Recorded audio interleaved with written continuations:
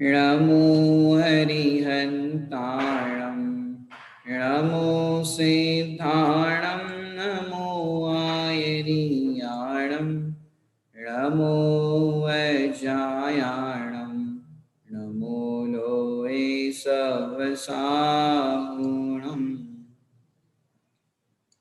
ऐसे मुनिवर देखे वन में, जाके राग द्वेष नहीं तन में।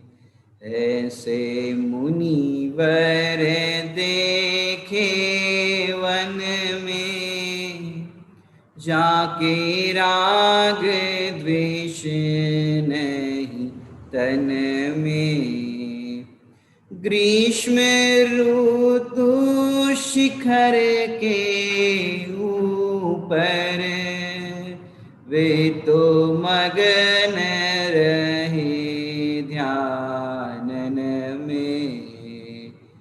ऐसे मुनिवर देखे वन में, जाके राग द्वेष नहीं तन में। चातुर्मास तरुतल ठाणे, चातुर्मास तरुतल ठाणे। बूंद सहे इन छिन में। हेलो। ऐसे मुनिवर देखे वन में, जाके राग द्वेष नहीं तन में। शीत मास दरिया के किनारे, मगन रहे ध्यानन में। ऐसे मुनिवर देखे वन में,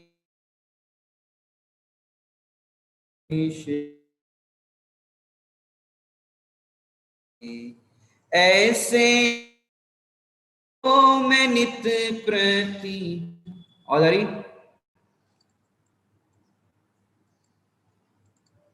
हेलो। ऐसे गुरु को मैं नित प्रति ध्याऊं, ऐसे गुरु को मैं नित प्रति ध्याऊं। देत ढोक चरणन में, ऐसे मुनिवर देखे वन में। कैसे है धन्य मुनिराज, चातुर्मास के अंदर, ग्रीष्म ऋतु के अंदर, दरिया के किनारे शीत के मौसम में, हर परिस्थिति के अंदर अपने में मगन रहते हैं। धन्य है ऐसे मुनिराज। अपनी तृण स्पर्श परिचय पर चर्चा चल रही थी। देखा जाए तो चर्या, शयन और आसन तीन परिचय है जो पहले गए हैं। चर्या में गमन करना, और गमन करने में भी पत्थर चुभेंगे तो ये तृण स्पर्श परिचय हो जाएगा। शयन करेंगे या आसन करेंगे, बैठेंगे या सोएंगे, ये तीन ही कारण जो देखा जाए तो तृण स्पर्श परिचय का मौका आता है। जैसे आप देखो, जो चर्या परिचय में गमन की बात आती है तो गमन हुए कांटे लग जाए, पर आसन लगा करके विराजमान है और वहां पर ही आसन उस तरह का हो जो तृण स्पर्श परिचय के अंदर आता है। और शयन के अंदर भी कहीं पर ऐसी कंकरीली पथरीली भूमि हो और वहां पर कांटे आदि चुभ जाए, कंकर चुभ जाए, तो ये भी तृण स्पर्श परिचय के अंदर बात आती है। हालांकि अपन देखें, लेकिन आश्चर्य की बात तो ये है, तो फिर तृण स्पर्श परिचय की जरूरत क्या पड़ी? समझ में आ रही है बात आपको? जब तीन परिचय की चर्चा इस तरह से आई, आसन की, शयन की, क्या की, वहां पर भी चर्या में कांटे आदि लग जाते, कंकर चुभ जाते थे, तो अलग से इसको लिखा गया। माने जब चर्या शयन आसन में बात आ गई तो इसकी जरूरत क्या पड़ी? हमें एक प्रकार से ये रिवीजन जैसा है, पर आप एक एक परिचय के पहलू यदि ध्यान से देखो तो ख्याल में आएगा कि वो रिवीजन नहीं है। तीन परिचय आया और ये तृण स्पर्श परिचय आया, ये रिवीजन नहीं है। अपन ने यदि ध्यान दिया हो तो पहले शयन वगैरह परिचय की बात जो आई वो चारित्र मोहनीय से लिया था। 8 कर्म है ना, उसमें से वो मोहनीय कर्म के भेद में चारित्र मोहनीय से वो चर्चा ली गई थी। और तत्जनित जो विकल्प होते हैं ये चर्या आसन शयन में यहाँ आ जाते हैं। और जो तृण स्पर्श परिचय ले रहे हैं, अभी जो चर्चा चल रही है अपनी, वो वेदनीय कर्म से ले रहे हैं। कौन से कर्म से ले रहे हैं? वेदनीय कर्म से ले रहे हैं। और वहां पर जो पूर्व में जो चल गए हैं 3 परिचय, वहां चारित्र मोहनीय के विकल्प संबंधी बात आई थी, और यहाँ पर कौन से परिचय है? यहाँ पर वेदनीय संबंधी बात आई है।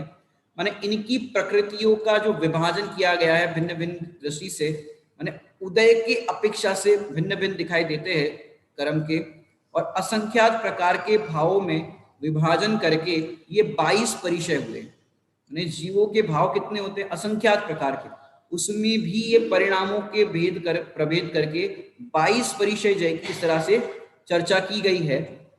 और इसके अंदर देखें तो बात तो हुआ इसका, माने ये जवाब तो इस बात का हुआ कि लोगों को कि भाई पहले ये सब परिचय की चर्चा आई है, वही कंकर पत्थर और तृण स्पर्श परिचय की बात कर रहे हैं, ये रिवीजन नहीं है, ये अलग पहलू उसकी अपन ये चर्चा कर रहे हैं। ये तो जवाब हो गया। अब एक एक को अपन अगर देखें तो ये चारित्र मोह की तरफ से वेदनीय कर्म की अभाव ये बात कर रहे हैं।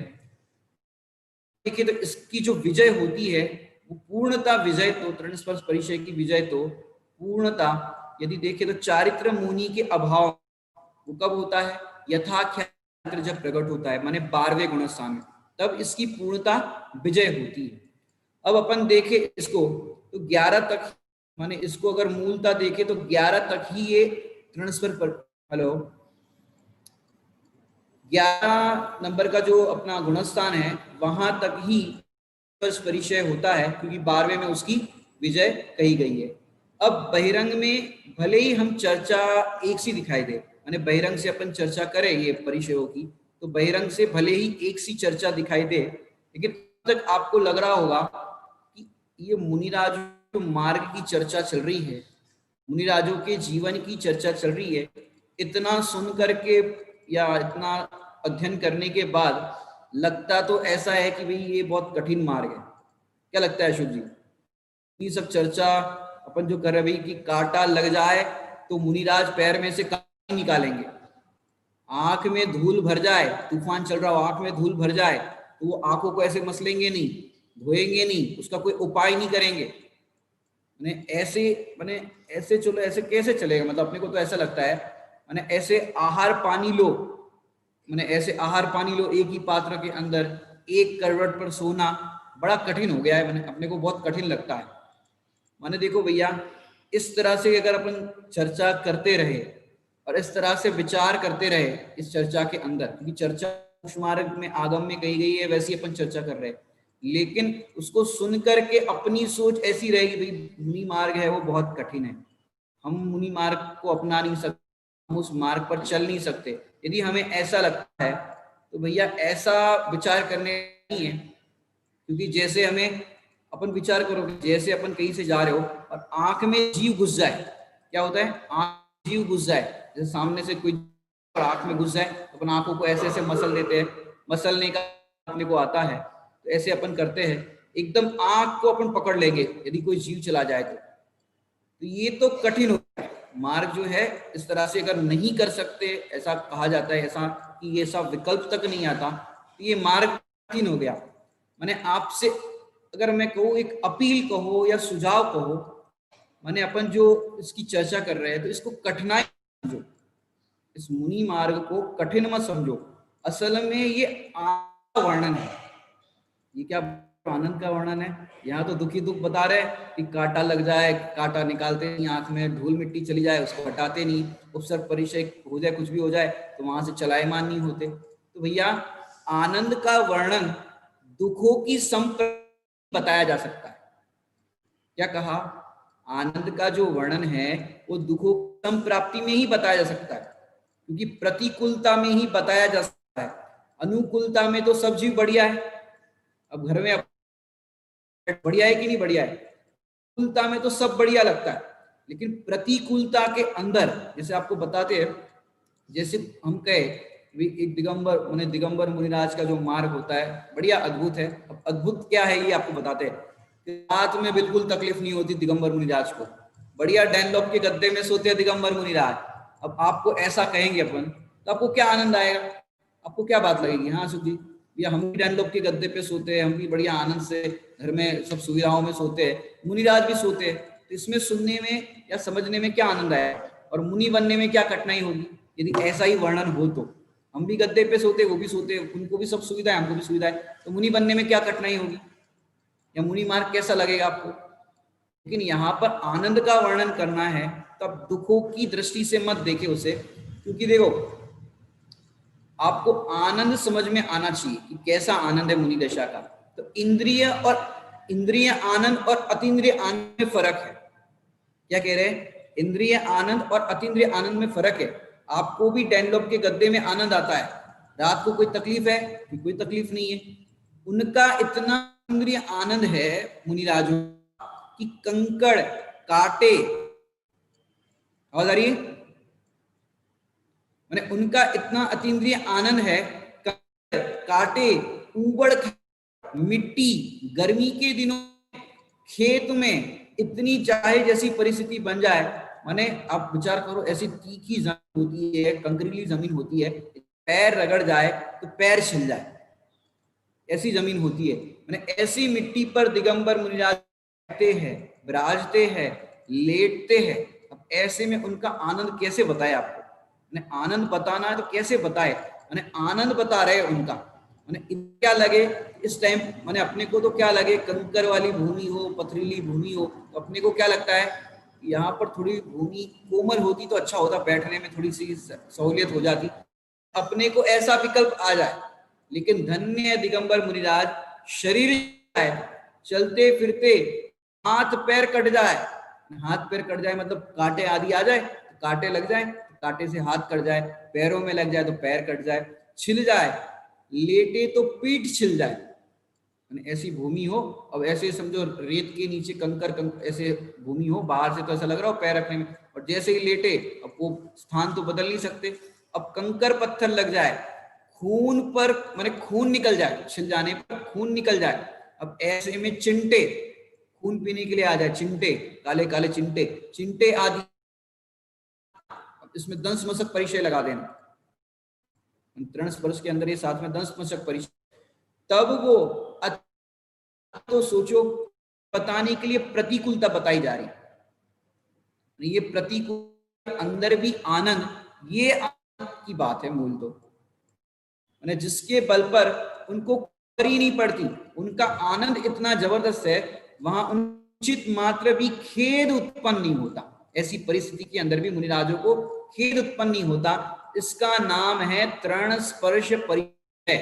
चाहे सब परिचय की बात कर लो कि जहां पर खेद उत्पन्न ना हो, मैंने आपको अशोक जी लग रहा होगा पंडित जी आप अच्छी अच्छी बातें करो, कांटा लग जाए, पैर में कंकड़ जाए, थोड़ा ऐसा हो जाता है वैसा हो जाता है, भूख प्यास की बाधा, अब इतने 40 दिन से आप यही बात कर रहे हो मुनिराजों को ऐसी ऐसी प्रतिकूलताएं होती है, ऐसी ऐसी प्रतिकूलताएं होती है, अब थोड़ी सी कुछ अच्छी बात करो जिससे मुनि दशा लेने के लिए हम प्रमोट हो, हमें लेने का भाव हो। ऐसी ऐसी आप बातें करोगे तो हम कैसे दीक्षा लेंगे? मुनि दशा जल्दी आ जाए ऐसी कोई बात करो, इतनी कठिनाई की चर्चा करते रहोगे तो हम कैसे धारण करेंगे मुनि दशा को, कैसे इस मार्ग पर चलेंगे? आप तो जब देखो तब जिस दिन चर्चा की है अपने मुनिराजों की, जब से शुरू की है तब से तो या भोजन में अंतराय हो जाता है, आसन में ऐसा हो जाता है, बहुत कठिन है, माने इस तरह से उनके कठिन कठिन पहलुओं का वर्णन कर रहे हो। यह सच बात तो यह है, हम उनका अतीन्द्रिय आनंद का वर्णन करना चाहते हैं, और अतीन्द्रिय आत्मा जो है वो दिखाई नहीं देता, और अतीन्द्रिय आनंद जो वेदन में आ रहा है वो दिखाई नहीं देता। अब क्या करे बताओ, अब करे क्या बताओ?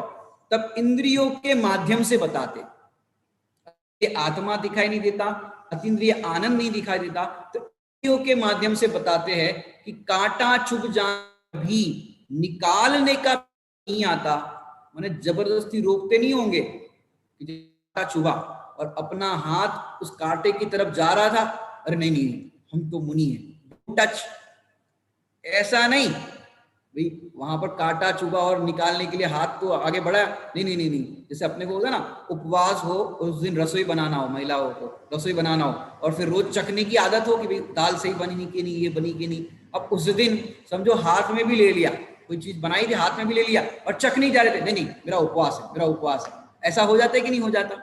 अब मुनि राजों को ऐसा भूल जाते हैं, ऐसा नहीं होता कि चलो कांटा निकाल दो, कांटा निकालने के लिए हाथ बढ़ाया, अरे नहीं नहीं हम तो मुनि हैं, ऐसा नहीं होता।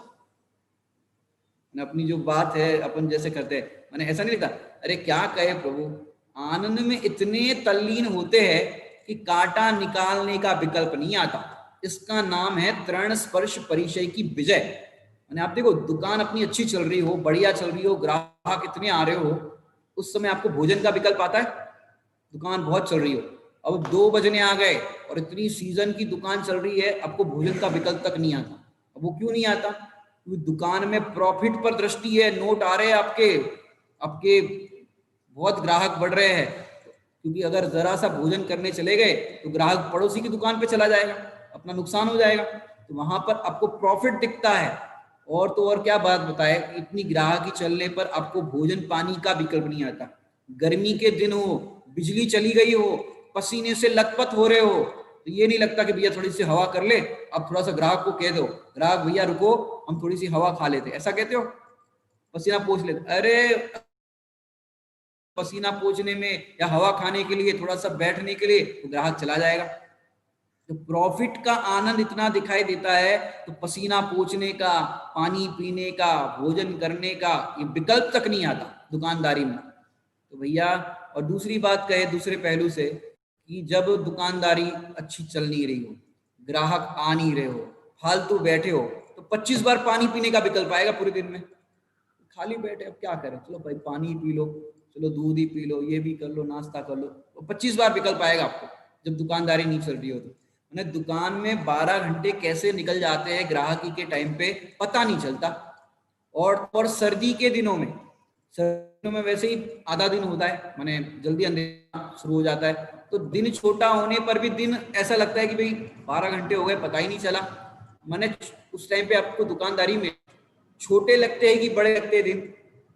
अरे अभी तो दुकान खोली थी, अभी बंद करने का टाइम आ गया। मैंने ठंड के दिनों में भी देखो, वो जब आनंद दिखता है तब वो सब आपको दिखाई नहीं देता। मैंने उस समय आपको तो बस प्रॉफिट आ रहा है, नोट आ रहे हैं, तो आपको वो आनंद दिखाई देता है। ऐसे ही यहाँ पर अपन मुनि राजों की जो चर्चा कर रहे हैं, मैंने आप देखो अपनी भूमिका में, जिस बीमार पड़े हो, रात रात भर बुखार से तड़प रहे हो, पाप का उदय आ जाए, एक पल काटना, एक क्षण काटना मुश्किल पड़ता है आपको, होता है कि नहीं होता? एक क्षण काटना, एक पल काटना मुश्किल पड़ता है। माने एक रात काटनी हो, एक दिन काटना हो, तो भी एक वर्ष जैसा लगता है। जैसे आपने विरह के लेटर पढ़े होंगे, विरह की बात जब चलती है, पुराने कवियों ने, पुराने लेखकों ने लिखा है भाई, जैसे पति है वो परदेश कमाने के लिए गए और पत्नी यहाँ पर गांव में है, अब वो विरह का पत्र लिखती है, हे स्वामी मैं आपके विरह में ऐसी तड़प रही हूँ, आप तो 1 साल से गए हो, तो मुझे 1 साल 10 साल 100 साल जैसा लगता है। मैंने इस के लेटर आते ना, यहाँ पर अपनी जब बीमार पड़ते तो का एक एक क्षण एक एक साल जैसा लगता है। दुख के दिन ऐसे लगते हैं भाई ये कब कटे, ये रात कैसे बीते, ये दुख कब जाए, मैंने अपने को तो ऐसा लगता है।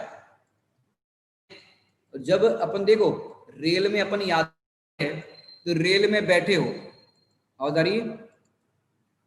जब रेल में बैठे हो तब तो लगता है कितनी भाग रही फास्ट, जब रेल में बैठे हो तब तो रेल फास्ट लग रही है, और प्लेटफॉर्म पे आप इंतजार कर रहे हो और ट्रेन समय पर नहीं आ रही हो, तो बार बार घड़ी देखेंगे, बार बार ऐसे करके देखेंगे ट्रेन आ रही कि नहीं आ रही। माने जब ट्रेन पकड़ना हो और रेल की प्रतीक्षा कर रहे हो, तब तो आपको एक एक समय कटता नहीं है आपका टाइम, अगर ओवर लिमिट हो जाए, जितने बजे ट्रेन आ रही थी उससे ज्यादा हो जाए, आपको लगता है कब आएगी कब आएगी, इतने अधीर हो जाते हो। क्योंकि तुम्हें लग रहा है धीरे धीरे चल रही है। ऐसे ये विरह की बात भी करे तो दिगंबर मुनिराजों से अपन दिगंबर मुनिराजों की कर रहे हैं।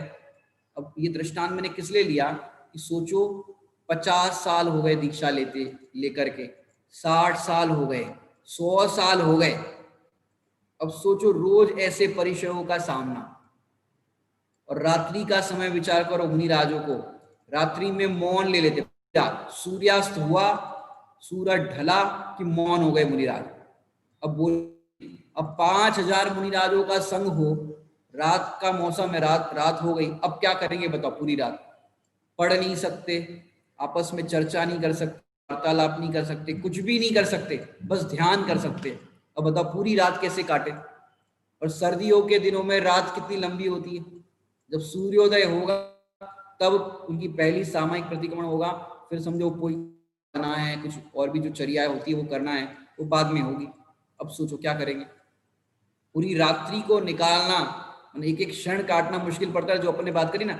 और मुनिराजों को मुश्किल नहीं पड़ता, उनको तो वहां आनंद की धारा ऐसी बहती रहती है, आनंद करते रहते हैं। अब बोलो 5000 मुनिराजों का संग होने पर भी वो तो एकाकी है। क्या कह रहे हैं? 5000 मुनिराजों का संग होने पर भी एकाकी है, क्योंकि देखो जब आहार की चर्या हो रही हो तो सबकी एक साथ तो नहीं होती, कोई मुनिराज इस दिशा में चले गए, कोई मुनिराज उस दिशा में चले गए। और फिर जब आहार की चर्या होती है, अब संकल्प विकल्प जो भी होंगे वो तो अकेले को ही होंगे, कोई उसमें तो बीच में नहीं आएगा। और तो और उस संकल्प विकल्पों से भेद विज्ञान करने के लिए आचार्य देव तो आएंगे नहीं मदद करने के लिए आहार की चर्या में। और तो और आहार की चर्या चल रही हो, यदि आहार के चर्या में बाल आ जाए, अब बाल आ गया तो अंतराय हो गया, अब अंतराय हो गया तो कोई और तो हेल्प करने नहीं आएगा वेद विज्ञान कराने के लिए, तो स्वयं ही करना पड़ेगा। जैसे एकाकी है, संग में भी असंग है।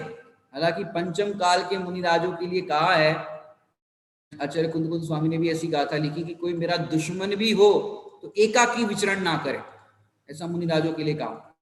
हर चर्या में भले ही वो संग में होते हैं, लेकिन संग में होने पर भी असंग रहते हैं, मैंने सबका पर्टिकुलर अपना अपना चर्या, अपने संकल्प विकल्प होते हैं, इस तरह से होते हैं।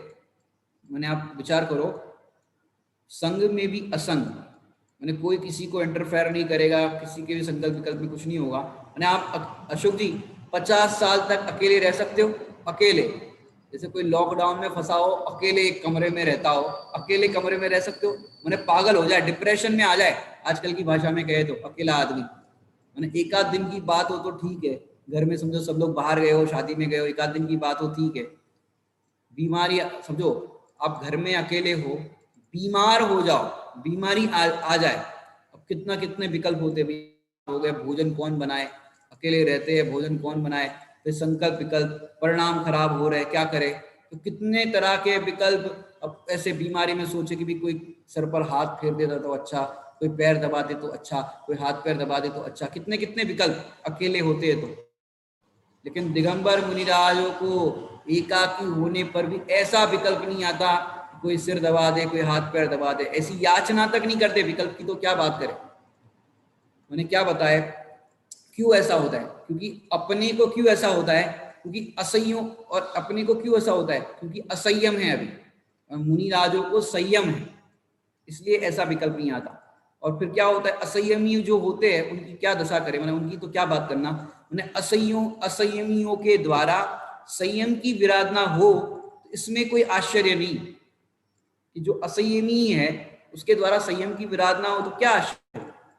मैंने तुम्हारे चित्त में संयम के प्रति यदि तिरस्कार का भाव आता है कि अपने को होता है भी मुनि दशा बहुत कठिन है, कर नहीं सकते, ऐसे आहार लेना, ऐसे सोना, ऐसे करना हमारे बस की नहीं है, बस की नहीं है मतलब आप दिगंबर मुनिराज को ऐसे देखेंगे भैया ऐसे नग्न रहना, हम नहीं रह सकते नग्न, ऐसी दशा को हम नहीं कर सकते। तो ये आपके दिगंबर मुनिराज के प्रति तिरस्कार का भाव, या मुनि दशा के प्रति कि भी हम नहीं कर सकते, पुरुषार्थ और वो बात नहीं कह रहे, पर तिरस्कार का भाव कि भाई ऐसी दशा थोड़ी ना होती, मुनिराज ऐसे नग्न कैसे रहते हैं, हम कैसे रह ले। तो तिरस्कार के यदि भाव आते हैं इसमें कोई आश्चर्य नहीं, मुख से आप भले ही नहीं कहते, लेकिन मन में जो आपको लगता है कि भाई मार्ग कठिन है, बताओ कैसे इतनी ठंड बरसात होगी, कैसे सहेंगे। और कई लोग तो कहते भैया तलवार की धार है, मुनि दशा संयम में वो तलवार की धार है भैया, किसी का काम नहीं है, मैंने कोई ऐसे लोगों का काम नहीं है ढीले पोछे का काम नहीं है, ऐसे लोग बोल देते। लेकिन भैया आनंद की दृष्टि से देखा जाए तो मुनि मार्ग तो संयम का सत्कार है। माने आनंद की दृष्टि से अगर आप मुनि मार्ग को देखते हो तो इसमें संयम का सत्कार है। जैसे यहाँ कोई फिल्म का पोस्टर लगाओ और फिर आप भी देख रहे हो अशोक जी, और हम देख रहे हो, कोई विद्वान देख रहे हो, ऐसे पोस्टर को देख रहे हो, अब क्या बात होगी? ऐसा कोई देख रहे हो, दोनों देख रहे हो, आप भी देख रहे हो, हम भी देख रहे हो, कोई पंडित जी भी देख रहे हो, तो क्या होगा? किसी ने, अब फिर क्या होगा? आपने देखा कि पंडित जी पोस्टर देख रहे, अब क्या होगा? किसी ने कहा कि पंडित जी बहुत बढ़िया है, अब क्या कहोगे आप? ये अपने में उनमें कोई फर्क नहीं है, वो भी ऐसे देख रहे थे, वो भी ऐसे खा रहे थे, वो भी ऐसे पी रहे थे, तो क्या कहोगे आप कि अपने में और उनमें अंतर नहीं? क्यों? क्योंकि जहां हमारा चित्त चंचल होता है वहां पर उनका चित्त चंचल हो गया। तो क्या कहते हैं अपन कि भाई हमारे में उनमें कोई अंतर नहीं, क्योंकि जहां चंचलता का कारण था वहां चंचल नहीं हुए, जहां असंयम का कारण था वहां संयम रह जाए, तो बात है। ये जो अपन दिगंबर मुनिराज की चर्चा करें ना, जैसे कांटा चुभ जाए तो अपन भी निकाल देते हैं, और भी कोई बाधा हो जाए तो अपन भी कर लेते हैं, तो अपने और मुनिराज में अंतर क्या रहा? ऐसे प्रतिकूल अपन क्लेश कर लेते हैं, क्रोधित हो जाते हैं, आक्रोशित हो जाते हैं, और मुनिराज भी हो जाए, तो अपने में और उनमें अंतर क्या रहा? वही अपने में और उनमें अंतर तो इतना है, अपन वस्त्र पहनते हैं, वो वस्त्र नहीं पहनते, वो एक बार आहार लेते, अपन 2 बार आहार लेते, इतना अंतर हो गया भैया। ये अंतर अंतर की बात नहीं है, ये तो देहाश्रित परिणति है। अंतरंग परिणति, भावनात्मक जो भावों की परिणति है, यदि एक ही है तो फिर क्या बात? तो अपन क्या बात कर रहे हैं? माने आप विचार करो, सीता जी का वर्णन करना हो तो कैसे वर्णन होता है, रामचंद्र जी का वर्णन हो तो कैसे होता है? तो वर्णन करने की लेखनी की कैसी शैली होती है, ऐसे ये बताने की भी शैली कैसी होती है जिससे महिमा आए कि सीता जी निर्दोष होने पर भी रामचंद्र जी ने उनको छोड़ दिया, लेकिन धन्य है सीता जी कि मेरे स्वामी का इसमें कोई दोष नहीं। विचार करो, और फिर क्या संदेशा भेजा? लोक अपवाद के भय से हमें छोड़ दिया तो छोड़ दिया, कोई बात नहीं, लेकिन जिन धर्म को मत छोड़ना। मैंने ये तो उदय के वश ऐसा हो रहा है हमारे साथ कि आपने हमें जंगल में छोड़ दिया, लेकिन जिन धर्म को मत छोड़ना। अब ये सीता जी का वर्णन करना हो तो ऐसे प्रतिकूल अवसर में भी उन्होंने धैर्य नहीं छोड़ा, समता नहीं छोड़ी। वर्णन इस प्रकार होता है। दिगंबर मुनिराजों का भी जो वर्णन है हम जो कर रहे हैं कि ऐसी प्रतिकूल परिस्थिति के अंदर भी उनको खेद खिन्न के परिणाम नहीं आते, ये परिचय की विजय है। अभी अपन भूधर दास जी द्वारा जो लिखा हुआ ये तृण स्पर्श परिचय का काव्य है, उसको अपन पढ़ते हैं, बहुत ही सुंदर है। सूखे तृण अरु तीक्ष्ण काटे, कठिन काकरी पाय विदाए, रज उड़े आन पड़े लोचन में, तीर फास तनु पीर विखारे, तापर पर सहाय नहीं वांछत, अपने कर से काढ़ न डारे, यो तृण परस परीशह विजयी, ते गुरु भव भव शरण हमारे। क्या कह रहे हैं यहाँ पर? सचमुच अस्पर्शी आत्मा के भोगी संतों के शरीर में कर्तृत्व, भोक्तत्व, एकत्व, ममत्व बुद्धि नहीं होती, उसका तो अभाव हो गया है, और श्रद्धा और अस्थिरता जन्य दोनों अपेक्षा से छूट गया। मैंने श्रद्धा संबंधी कहो तो दर्शन मोहनीय का अभाव हो गया है, और चारित्र मोहनीय को भी वो जीत रहे क्रमशः, और परंतु उनके ज्ञान का ज्ञेय भी नहीं बनते। क्या कह रहे हैं यहाँ पर? जब उन्होंने अपने ज्ञान का ज्ञेय आत्मा को बना दिया, मैंने देखो आपने पढ़ा होगा बड़े पंडित साहब की पूजन की जयमाला के बाद एक आता है दोहा, आप ही ज्ञायक देव है, आप का गे, अखिल विश्व में आप ही ध्येय गेय श्रद्धे। यही बात यहाँ पर लागू होती, आप ही आपका गे है, मैंने अपने को, आत्मा को, देखो आत्मा है वो ज्ञान, मैंने आत्मा को ही जानने का, आप ही देव है, आप ही ज्ञान है, और आत्मा को ही ज्ञान का विषय बना दिया, तो आत्मा ही ज्ञेय हो गया। अब आत्मा ही ज्ञेय हो रहा है, आत्मा ही जानने में आ रहा है, तो ये सब उपसर्ग परिचय की बाधा जानने में आ रही कि नहीं आ रही? हमें नहीं आ रही। जैसे आप कोई चीज में तल्लीन हो जाते हो, किसी चीज का उपयोग लग जाता है, सामने वाला 4 बार आवाज लगा रहे, अशोक जी, अशोक जी। अब क्या होता है, अपन अपने कार्य में इतने संलग्न हो जाते हैं, इतने उसमें डूब, किसी के बुलाने पर भी पता नहीं चलता। ऐसे मुनिराजों ने अपने ज्ञान में ज्ञान को ही बसा लिया। कैसे बसा है, मैं आपको बताता हूं। माने एक मीराबाई का प्रकरण आता है कि मीराबाई अपने हरि की भक्ति में इतने मगन हो गए थे, तो फिर लोगों ने कहा, उसकी सखी ने कहा कि मीराबाई, आपको तो अपनी सुदूर नहीं है, आप तो श्रद्धा नहीं करती हो। तो उसकी सखी ने कहा, मीराबाई आप बन गई हो, कम से कम थोड़ी सी संभाल तो रखो। कोई बात नहीं, आप श्रृंगार नहीं करो, लेकिन आंखों लगा दो। क्या कहा सखी ने? आंखों में काजल लगा दो। तो मीराबाई ने जन्म उस सखी को जवाब दिया, मेरे आंखों में कृष्ण बसे हैं, काजल के लिए स्थान। ऐसे दिगंबर मुनिराज कहते हैं, मेरे ज्ञान में गायक बसा है, गेयों के लिए स्थान। यही बात, मेरे ज्ञान में गायक बसा है।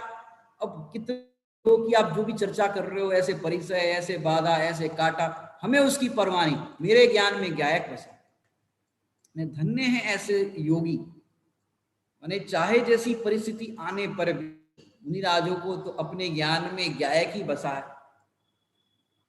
माने देखो, क्योंकि जो वस्तु अपनी नहीं है उसे जानने से प्रयोजन ही क्या? मुनिराज क्यों नहीं जानते? भैया जो वस्तु अपनी है ही नहीं उसको क्यों जाने? जानने योग्य, देखने योग्य, रमने योग्य अपना चैतन्य परमात्मा है, उसी को देखो, उसी को जानो, उसी में रमो। माने आंख में धूल पड़ जाए और वे न निकाले, इसमें आश्चर्य तो है ही नहीं। क्या कह रहे हैं अशोक जी? आंख में धूल पड़ जाए ना निकाले, कांटा लग जाए और ना निकाले, सच्ची बात तो ये है, माने अपने को लगता है निकालने का विकल्प, अपने को लगता है कि अभी कांटा लगा तो निकाल दो, ये हुआ है तो ऐसा कर दो, लेकिन अपने पास असंयम है और उनके पास संयम है। संयम के कारण उनको निकालने का विकल्प नहीं आता, निकालते तो है ही नहीं और निकालने का विकल्प तक नहीं आता। देखो, फोड़े हो जाते हैं, जो कई बार अपन को फोड़े हो जाते हैं, हाथ में फोड़ा हो गया, फोड़ा हो गया। फोड़ा होने पर क्या होता है? क्योंकि क्या होता है, कोई ऐसे विकार अंदर आ गया, कुछ तरह से इस तरह की कोई जीव ने काट लिया, तो वो फिर पक जाता है, पूरा हो जाता है, फिर पक जाता है और फिर मवाद बन करके वो पूरा विकार निकाल देता है। समझो, मैंने इसका आशय क्या समझना है, बताया आपको कि वो विकार जो अपने आप निकलेगा, आपको निकाल की जरूरत नहीं है। जैसे आप रात्रि में भोजन कोई करते हो और रात्रि में आपने खाना खाया, भोजन किया, और कोई विषाणु, कोई जीव जंतु आपके खाने में आ गया, खाते समय तो अपने को दिखते नहीं, और जीव जंतु आपके खाने में आ गया, आपने खा लिया। अब शरीर में वो विकार चला गया, जीव जंतु चला गया, और विषाणु था, विष वाला था। अब क्या हुआ कि फोड़ा बन गया, आपको उसका विकार दिख रहा, फोड़ा बन गया। अब वो पक करके मवाद अपने आप निकाल देगा। माने जो खून की विकृति हुई, बताना तो ये है कि तुम नहीं निकालो तो भी पक करके निकलता है। इसलिए दिगंबर मुनिराज आंखों में चली जाए तो ऐसे मसल करके निकल, क्यों? क्योंकि जो विकार आंखों में गया है, धूल का कण गया है, ऐसे अपने आप आंसू झरने लगेगा, आंसू के साथ वो बाहर फेंक देगा, अपने आप ही निकल रहा है और निकलता है, तो उसका विकल्प क्या करना? ये ऐसी व्यवस्था है कि अपने आप वो चीज अलग हो जाए। आप देखो, आप घर में इतनी सफाई कर करके थक जाते हो, इतनी झाड़ू लगाते हो, इतना सब कुछ करते हो, लेकिन आप देखो, आप पर्वतों पर जाते हो, तीर्थ यात्रा पर जाते हो कहीं पे, वहां पे पर्वत देखो कितने साफ सुथरे रहते हैं, वहां पर एक धूल का कण भी नहीं रहता पर्वत की शिला के ऊपर। क्यों? प्रकृति अपने आप सफाई करती है। पर्वत के ऊपर या पत्थर की शिला के ऊपर यदि रज आई, साफ, रज आई, साफ, प्रकृति अपने आप सफाई करती। अब शरीर की संभाल मत करो, शरीर की संभाल अपने आप प्रकृति करेगी, अपने आप इस तरह से वो कचरा बाहर फेंक देती है। मैंने प्रकृति अपने आप उपाय करती है, तुम नहीं करो तो भी करेगी। तो दिगंबर मुनिराज समता को धरते हैं और उनका उपाय स्वयमेव हो जाता है। मैंने दिगंबर मुनि, आप विचार करो कैसी कैसी परिस्थिति बन जाती है। दिगंबर मुनिराज थे, ध्यान कर रहे थे और कोई किसान आया और तीर चला दिए मुनिराजों पर। अपन ने पूर्व में एक कथा सुनी थी, शायद अभय घोष मुनिराज की कथा थी। वो अभय घोष मुनिराज पर तीरों की बौछार हो गई, छलनी की तरह। छन्नी होती है, आप छानते हो, आटा छानते हो, कितने छेद होते हैं, वैसे पूरे शरीर पर तीर मार मार के पूरे छेद छेद हो गए, मैंने पूरा शरीर भेद दिया गया। अब बताओ क्या करेंगे मुनिराज, निकालेंगे तीर को? ध्यानस्थ बैठे, अपने में मस्त बैठे।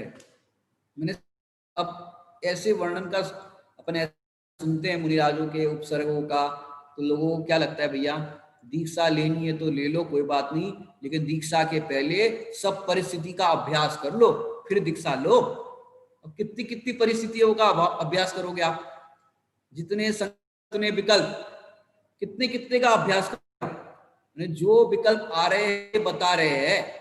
मैंने अब जो विकल्प आते ना, भैया मच्छर काटेंगे तो क्या होगा, गर्मी लगेगी तो क्या होगा, तो आपने अभी उस विकल्प को जीता नहीं है। ये पैरामीटर क्या बता रहे हैं आपको, आपने उस विकल्प को जीता नहीं। मैंने जितने भी परिणाम आपको आते हैं एरर बन करके, तो आपने उस विकल्प को नहीं जीता। तो क्या करे भैया, विकल्प आने पर दीन मत हो। उपाय क्या बता रहे हैं, विकल्प आने पर दीन मत हो। विकल्प नहीं आने पर, मुझे तो कोई विकल्प ही नहीं आते, मैं तो बहुत बढ़िया हूं, तो भैया विकल्प नहीं आते तो महान मत अनुभव करो। विकल्पों के आने दीन नहीं होता, और विकल्पों के आने पर मैं महान नहीं होता, क्योंकि मैं विकल्पों बेस पर नहीं हूं। विकल्प आने के काल में मैं तो ज्ञायक हूं, और अनादि काल से ज्ञायक, मैंने इसलिए मैं महान हूं। विकल्पों के कम होने पर महान नहीं, ज्यादा होने पर दीन। आ रहे तो आने दे, मैंने एक समय में भी ज्ञायक का अनुभव हो जाए, ये अपनी उपलब्धि है। मैंने अपन का ऐसे नाप लगाते हैं, या विकल्पों से अपने नाम लगाते हैं, ये विकल्प आ रहे हैं, ये खराब है, ये अच्छे हैं। मैंने बिल्कुल बेकार की। मैंने आपको बताया जरा सा कि पुरुषार्थ नहीं चल रहा है हमारा, अब विकल्प नहीं आ रहा है, आत्मा का विकल्प नहीं आ रहा है, या तो फिर दूसरे आ रहे हैं, तो दोनों विकल्पों के ऊपर दृष्टि रखने वाला मिथ्या दृष्टि है। क्या कह रहे हैं, विकल्पों पर दृष्टि रखने वाला मिथ्या दृष्टि है। अब यहां पर कह रहे कोई खेद खिन्नता नहीं, कांटा चुभे तो भी ज्ञायक, नहीं चुभे तो भी ज्ञायक। क्या करें, हम ज्ञायक नहीं है? अगर विकल्पों के ऊपर अगर अपन आधार रखे, तो ये कांटा चुभे और विकल्प ना तो तृण स्पर्श परिचय जय, और किसी को कांटा चुभा ही नहीं तो उनकी तृण स्पर्श परिचय जय नहीं होगी। या ये बात नहीं है, कोई भी खेद खिन्नता नहीं, कांटा चुभे तो भी ज्ञायक और नहीं चुभे तो भी ज्ञायक, दोनों परिस्थिति के अंदर ज्ञायक देखना है। मैंने भावना में अगर देखे तो उसका निषेध भी ना हो, कैसे निषेध ना हो कि ना चुभे, कांटा ना चुभे, कांटा ना चुभे, जल ना जाए, पैर जल ना जाए, गर्मी के जल ना जाए, कांटा ना चुभ जाए, तो ऐसा भी ना आवे, किसी भी तरह के खेद खिन्नता के विकल्प ना आवे, और ऐसा ना हो, ऐसा भी विकल्प ना आवे, उसका नाम है तृण स्पर्श परिचय जय। मैंने देखो दिगंबर मुनिराज, ऐसा हुआ कि दिगंबर मुनिराज एक वृक्ष के नीचे पहुंचे, कहीं और जगह से गमन करके आए, एक वृक्ष के नीचे पहुंचे। वहां बहुत बड़ी चट्टान थी, यहाँ पर चट्टान दिख रही है, चट्टान, अब चट्टान थी। उनने सोचा कि यह सामयिक के लिए निरापद स्थान है, यहाँ पर बैठ करके सामयिक कर लेंगे, संध्या वाली सामयिक, और फिर रात्रि में मलमूत्र की बाधा हुई तो यहीं पर पास में कर लेंगे। अब वो स्थान उन्होंने सामयिक के लिए चयन कर लिया, और फिर सामयिक की, और रात्रि में भूमाही पिछली रहनी में, और वहीं पर उन्होंने शयन के लिए स्थान देख लिया था, तो वहीं पर शयन किया। अब क्या हुआ, जिस स्थान पर, जिस पर्वत की शिला पर वो विराजमान हुए थे, सामयिक भी, और फिर क्या हुआ कि भाई शयन के लिए उन्होंने जैसे ही वहां पर लेटे, एक करवट से लेटे, और वो जो पेड़ था वहां पर पास में जो जिस पर लेटे थे, उस पेड़ पर अगर देखो, वो पेड़ था बबूल का।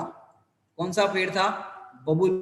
अब जैसे ही रात को वो लेटे, तो बबूल के कांटे, हवा की तीव्र गति होने से बबूल के कांटे मुनिराज पर गिर गए। अब सीधे हवा, तेज हवा थी, हवा के कारण बबूल के कांटे मुनिराज पर गिरे, तो क्या होगा, कैसे होगा, अचानक से ऐसे गिरे। अब कोई मुंह पर भी इस तरह, मुंह पे भी गिर गया, कोई हाथ पे गिर गया, शरीर पे कहीं पर भी गिर सकते हैं। अब कांटे लगे तो कैसे लगेंगे कांटे, अब वो उसको हटाते तक नहीं है। सोचो क्या परिस्थिति। अब समझो हवा आए और तीव्र गति से हवा आए और कांटे अपने आप उड़ करके अलग हो जाए तो बात है। ये है मैंने उस समय हटाने का भी विकल्प नहीं आए। और समझो जिस समय आसन लगाया हो सामयिक के लिए, उस समय भी अब पहले ध्यान नहीं रहा कि ये बबूल का पेड़ है, जानबूझ करके तो बबूल के पेड़ के नीचे बैठेंगे नहीं, लेकिन ऐसा संयोग बन गया, ध्यान नहीं रहा। अब आसन लगा करके ध्यान करने के लिए बैठे, ऐसे लगा करके, और ऊपर से कांटों की बौछार हो गई हवा के कारण, अब क्या होगा? ऐसे ही ध्यान में रहेंगे जब तक वो अपने आप नहीं हटेंगे तब तक। अभी उस समय समझो सोचा हो कि भाई अभी अपनी सामायिक इतनी देर में पूरी हो जाएगी, लघु शंका दीर्घ शंका की बाधा हो, उठेंगे, अब उसी स्थान पर वैसे ही बैठे रहेंगे, लघु शंका हो कि दीर्घ शंका हो, हटेंगे नहीं। माने शरीर की परिणति में जो होना है सो हो जाए। अब तो देह छूट जाए तो भी भले छूट जाए, क्यों? हमारी उससे नातेदारी है ही नहीं।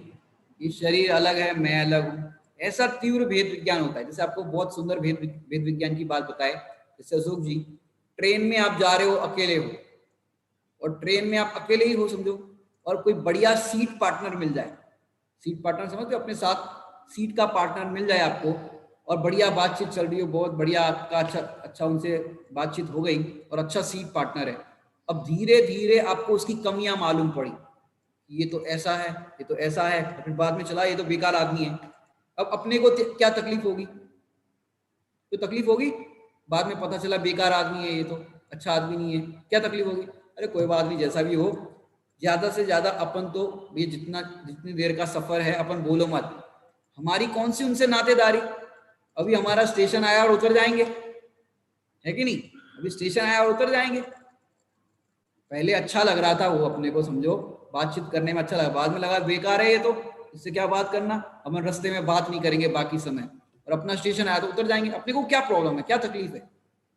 अपने को कोई तकलीफ नहीं है। ऐसे ही ये शरीर है, ये सीट पार्टनर है। क्या कह रहे हैं? ये शरीर है वो सीट पार्टनर है।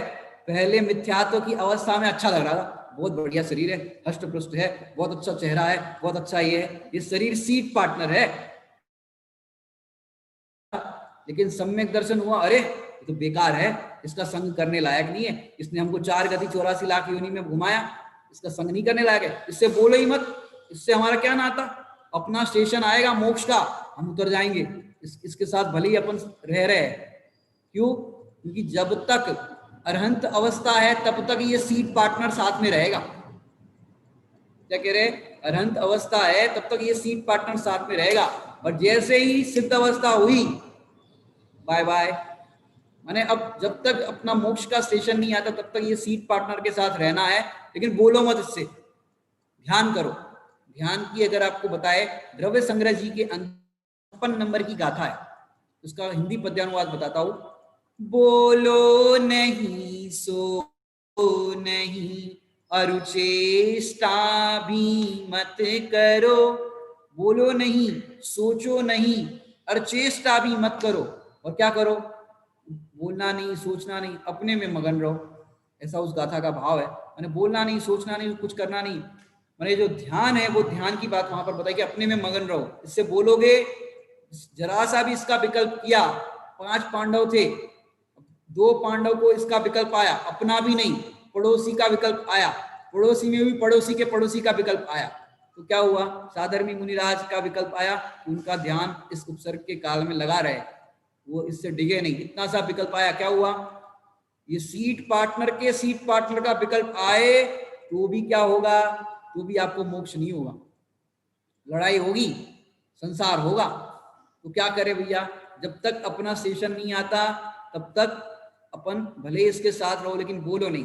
दूसरी बात बताए तो अब आत्मा में घटित करते हैं, ये आकाश द्रव्य जो है ना, आकाश द्रव्य वो स्थान देता है, तो आकाश द्रव्य की एक सीट पर आत्मा भी है और शरीर भी है। अब ये दृष्टांत को घटित करते हैं आत्मा में, आकाश द्रव्य की सीट पर ये आत्मा भी है और शरीर भी है, और ये शरीर और आत्मा दोनों सीट पार्टनर है। आकाश द्रव्य है वो सीट है, और आत्मा और शरीर है वो सीट पार्टनर है, साथ में रह रहे। जब तक मोक्ष नहीं होगा तब तक वो सीट पार्टनर साथ में रहेगा, तब तक वो रहेगा। तो क्या करें कि जब तक घट रही है शरीर के साथ कि भाई चलो साथ में है, कोई ज्यादा विकल्प नहीं कर रहा है, थोड़ी सी चू चू कर रहा है तो भाई थोड़ा सा चलो ये थोड़ा खिसक जाओ, क्योंकि अपने को एक ही सीट पे सफर करना हो तो ये थोड़ा सरक जाओ, हम पैर थोड़े लंबे कर देते हैं, थोड़ा सा हम बैठ जाते हैं, इस तरह करेंगे कि नहीं करेंगे? बाकी और कुछ नहीं बोलो, ये थोड़ा सरको, हम थोड़ा पैर लगा देते हैं, ऐसे कर देते, इतना तो करेंगे कि नहीं करेंगे? इतना करेंगे। ऐसे ही जब तक घट रही थी तब तक घट रही थी। इसलिए दिगंबर मुनिराजों को इस शरीर के प्रति राग भी नहीं है और द्वेष भी नहीं है। अब सीट पार्टनर से क्या करोगे? राग भी नहीं करोगे और द्वेष करोगे तो फिर झगड़ा होगा, पूरा सफर कैसे कटेगा आपका? द्वेष भी नहीं करना और राग भी नहीं करना। ऐसे ही मुनिराज इस देह से प्रीति नहीं करते, राग भी नहीं करते, द्वेष भी नहीं करते, जानबूझ करके उपसर्ग को बुलाते नहीं है। आ जाए तो कोई बात नहीं, जानबूझ करके कांटों में जाकर के बैठते नहीं, जानबूझ करके कठोर भूमि में सोते नहीं। जब अपने को चोट लगती है, अपने को ये लगता है भाई कम से कम हम गिर गए तो सामने वाले को सहानुभूति तो देनी चाहिए कि नहीं देनी? अपने को ये लगता है ना, ऐसा लगता है ना अपने को, गिर गए तो भैया अरे लगी तो नहीं, अरे झाड़ देते हैं, लगी तो नहीं, ऐसे सहानुभूति तो देनी चाहिए कि नहीं देनी चाहिए?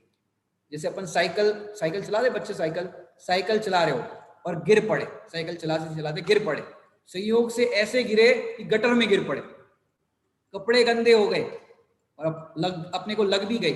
अब उस समय कोई अपना साधर्मी वहां से जा रहा हो और हंसी उड़ाए ऊपर से, गटर में पूरा काले काले पीले हो गए और साधर्मी हंसी उड़ाए, तो अपने को कितना बुरा लगता है कि चलो गिर गए, हाथ से अपने को खींच करके बाहर भी नहीं, क्योंकि अपन बहुत गंदे थे, कपड़े अपने को हाथ लगाया नहीं, चलो कोई बात नहीं, कम से कम हंसना तो नहीं चाहिए, सहानुभूति तो देनी चाहिए थी, अरे बेचारे गिर गए, चलो कोई बात नहीं, मैं पानी लेके आता करता हूँ, वो करता हूँ, इतना तो कम से कम सहानुभूति तो देनी चाहिए थी, गिर गए तो और हंस रहे। यानी ये नेचुरल बात है सांसारिक प्राणियों की, जिनकी सांसारिक दृष्टि है उनकी बात कर रहे हैं। सांसारिक प्राणी में फिर मुनिराज भी आ जाएंगे, अनंत परमात्मा भी आ जाएंगे, लेकिन जिनकी सांसारिक दृष्टि है उनकी बात कर रहे हैं, देह दृष्टि है उनकी बात कर रहे हैं। ये नेचुरल सी बात है, हम सहानुभूति चाहते, लगता है कि नहीं लगता अशोक जी कि सहानुभूति चाहते?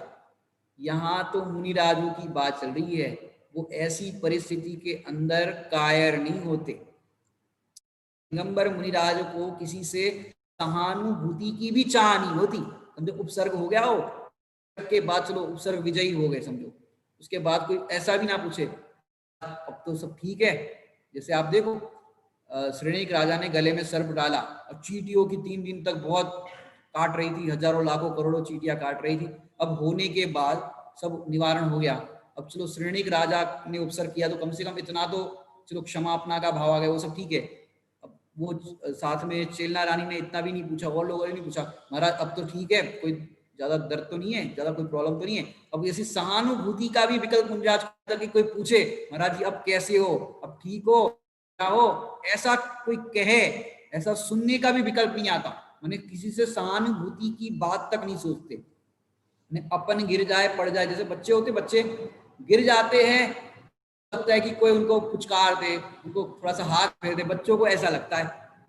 मैंने जैसे ही बच्चा गिर जाए या कुछ हो जाए तो माँ तुरंत गोद में उठा लेती है, पुचकार देती है, बच्चे को ऐसा होता है। लेकिन दिगंबर मुनिराज मैंने इससे हमें लोग ज्यादा मैंने ऐसा उपसर्ग विजयी होने के बाद ये विकल्प भी नहीं आता कि लोग हमें ज्यादा चाहेंगे, हमारा शरीर में कांटा छुप गया था, खून निकल गया था, अब ज्यादा लोग प्रेम करेंगे। जैसे जो बच्चे बीमार होते हैं उसको माँ बढ़िया मौसमी का रस खिलाती है, पिलाती, ज्यादा ध्यान रखते हैं बीमार व्यक्ति का। अब मुनिराज सोचे कि हमने इतना उपसर्ग झेला है, इतना वेद विज्ञान किया है, अब कांटा चुभा है, खून लगा है, तो श्रावक बहुत सेवा करेंगे, ज्यादा लोग वो मेरी जय जयकार करेंगे, उपसर्ग विजयी कहेंगे, आहार दान में और विशिष्ट आहार देंगे, हमारा फोटो खींचेंगे, हमारी प्रसिद्धि होगी। ऐसा विकल्प भी, ऐसे तृण स्पर्श में खून निकल आवे, छिल जावे, इतना हमने संयम रखा, समता रखी, उसके बदले में दिगंबर मुनिराज सहानुभूति की भी चाह नहीं करते, पूज्यता की भी चाह नहीं करते। लेकिन क्या बताया भैया, चाहे जैसी परिस्थिति आ जाए, धन्य है दिगंबर मुनिराज। दिगंबर मुनिराज के जीवन में सहज ही चाहना नहीं होती, क्योंकि काय के लिए निकले थे मुनिराज? पूजा के लिए, ख्याति के लिए, कि सहानुभूति के लिए? ना ख्याति के लिए ना सहानुभूति के लिए। दिगंबर मुनिराज के क्योंकि दिगंबर मुनिराज जो है वो सहानुभूति के योग्य नहीं है। क्या कहा? दिगंबर मुनिराज सहानुभूति के योग्य नहीं। माने तुम क्या समझते हो दिगंबर मुनिराज को कि वे सहानुभूति के योग्य है, पूजा के योग्य है, अपने आदर्श के योग्य है, अपने आदर्श बनाने लायक है। मैंने अपन सहानुभूति करते हैं, अपने मुनिराजों के स्वरूप को नहीं समझा। मैंने कई लोग तो ऐसे कहते हैं मुनिराजों को देख करके, अरे रे कैसा दुख है, बहुत कठिन मार्ग है, देखो बेचारे कैसे हो रहे, देखो कितने उनको रोग हो गए, कैसे बेचारे मुनिराज है। अरे बेचारे तुम हो, मुनिराज नहीं। धन्य है वे शूर साहसी मुनिराज, मन सुमेर जिनका नहीं कापे। माने आपने रचनाओं में पढ़ा होगा, सुमेरु पर्वत की तरह उनका मन बताया गया। क्या बताया? सुमेरु पर्वत। आवाज आ रही? माने सम्य शिखर जी क्यों नहीं कहा? सुमेरु पर्वत की मुनिराजों को उपमा दी। सम्य शिखर जी क्यों नहीं कहा? क्योंकि सारे पर्वत पूरे विश्व के पलट सकते हैं, हिल सकते हैं, बदल सकते हैं, कुछ भी हो सकता है, लेकिन सुमेरु पर्वत है कि जो कभी चलायमान नहीं होता। ऐसे दिगंबर मुनिराज परिचय को जीतते हैं। अब अंतिम बात करके पूरी करूंगा। कोई बड़े पंडित जी साहब के पास में आए और फिर अपनी सुनाने लग गए, दुख भी था, सुनाने लगे, पंडित साहब ऐसा है, घर में ये लोग ऐसे है, हमारी बात नहीं मानते, और तो और हमें ऐसा रोग हो गया था, अब कोरोना हो गया था हमको। कोई ऐसा कहे कोरोना के बाद पंडित साहब के पास जाकर के, पंडित साहब हमको कोरोना हो गया था। सब और लोगों ने तो मेरी खबर पूछी, लेकिन सगा भाई, सगे भाभी, उनने मेरी खबर नहीं पूछी। चलो घर पे देखने के लिए नहीं आए तो कम से कम फोन से तो पूछ लेते। माने और लोगों ने तो पूछी, उनने कम से कम सहानुभूति का भी फोन नहीं किया। तो पंडित साहब ने ऐसे प्रसंग में कोई गया था उनके पास और ये वाक्य कहा, पंडित साहब उनने हमको, सगे भाई ने भी, उसने भी सहानुभूति तक नहीं दी। तो पंडित साहब तुरंत बोले, तुम्हें सहानुभूति की नहीं, स्वानुभूति की जरूरत है। ज्ञानियों के वचन कैसे, मैंने तुरंत ही समाधान। अपन होते तो क्या बोलते, सही बात है, जगत में कोई का नहीं, भाई भाई का नहीं है, कोई किसी का नहीं। अपने जवाब ऐसे होते, अज्ञानियों के जवाब अज्ञानियों जैसे, और ज्ञानियों के जवाब सहानुभूति की नहीं, स्वानुभूति की जरूरत है। यदि तुम्हारे पास स्वानुभूति होती तो ये कंप्लेन नहीं करते, शिकायत नहीं करते, क्योंकि ज्ञानी शिकायत नहीं करते, हर परिस्थिति के अंदर भेद विज्ञान करते, भेदभाव नहीं करते। ज्ञानी क्या कह रहे, ज्ञानी भेदभाव नहीं करते, भेद विज्ञान करते हैं। ऐसे हमने तृण स्पर्श परिचय जय की चर्चा की है। अब आगामी चर्चा, अगले परिचय की चर्चा आगे करेंगे। ओम नमः सिद्धे।